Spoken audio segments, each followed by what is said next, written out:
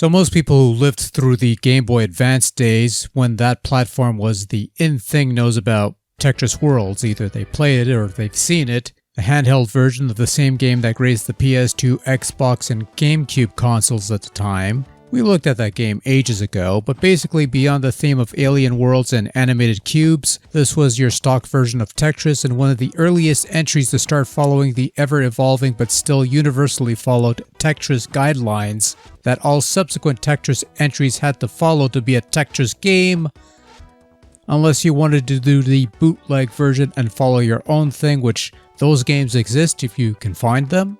However, as often is the case, the GBA did host another version of Tetris, and of course this one was exclusive to Japan. Released in 2003 courtesy of all these companies I'm just going to flash on screen and not going to bother to list, as part of the Mininosoft series of puzzle games stuff.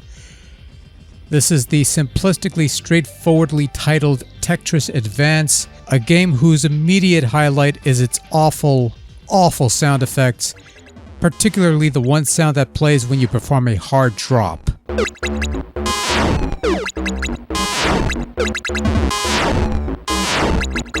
Oi.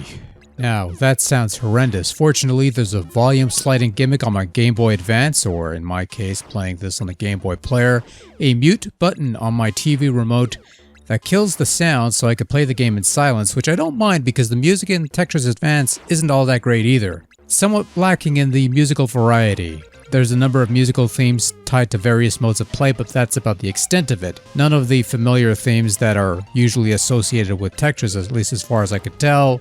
It's all new, all unique, none all that memorable, which again, I'm fine with because I can mute out the horrific sound effects, which are horrifically horrible. I will go so far to say that the original Tetris release on Game Boy from 1989 has better sound effects than this 2003 Tetris Advance video game on the Game Boy Advance.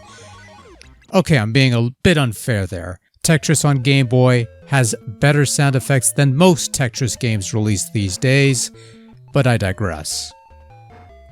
So now that I'm done harping on the less than stellar audio presentation of the game, Tetris Advance is your fairly standard playing edition of Tetris, with all the usual modern features that can be enabled or disabled as desired. Infinite spins, multi-piece previews, ghost pieces, whole pieces, that sort of thing. What the fuck was that? Did anyone test this shitty video before they released it? Obviously not. Fuck.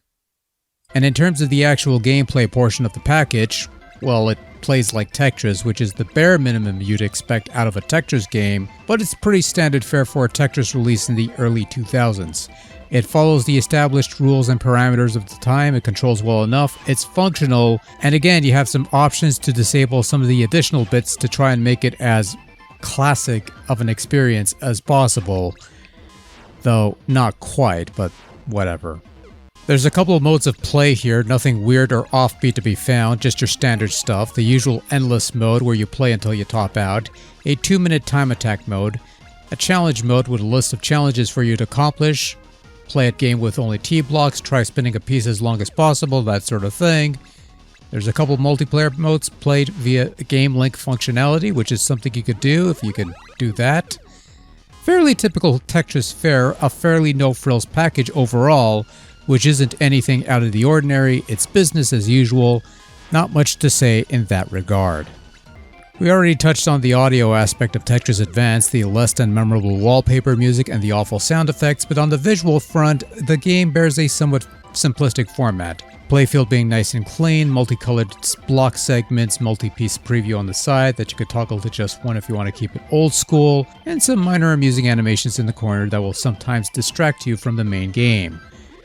Okay, I was mostly falling asleep, but I digress. The game looks fine otherwise. Almost everything is written in kanji, but some bits are spelled out for those who cannot read that stuff. So it's easy to get around to a degree with the menus and such. It's just trial and error and, no big deal.